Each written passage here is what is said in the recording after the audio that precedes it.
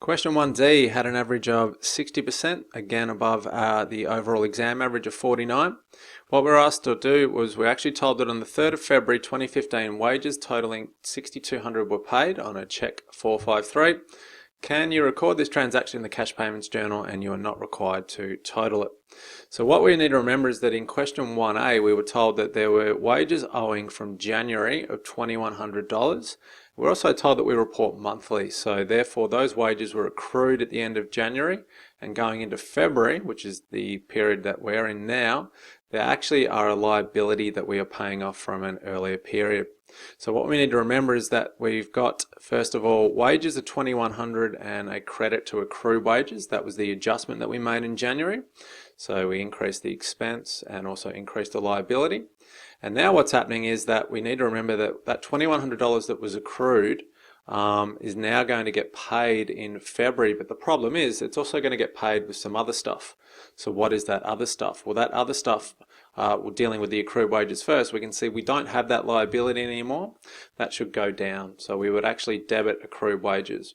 What that would do was would decrease our bank by $2,100.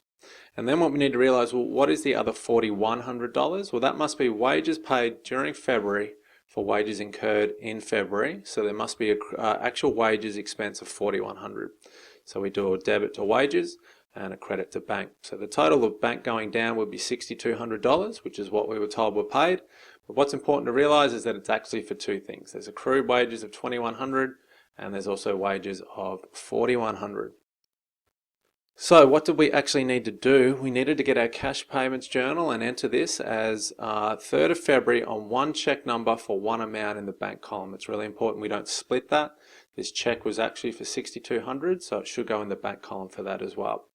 What we need to do now is split that and say, well, $4,100 is for wages, and we can see we actually have a special column here for the wages, so therefore $4,100 needed to go in there.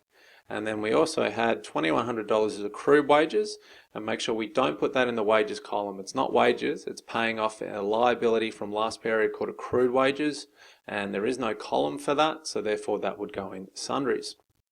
Looking at the marks, there were 2 marks here, so we had 1 mark for getting the date, the check, and the bank total correct, and then 1 mark for splitting that amount correctly over those 2 items. The mark breakdown, 21% of kids got 0 and 42% got 2. So if we look at past exams, this is something that's very common, this question, so make sure we look at it and then we can apply it to future papers and make sure we get the 2 marks. The average here was 1.2, so most kids did quite well. The zeros could be a referencing, could also be not splitting it over the 2 lines, so that could be an issue as well.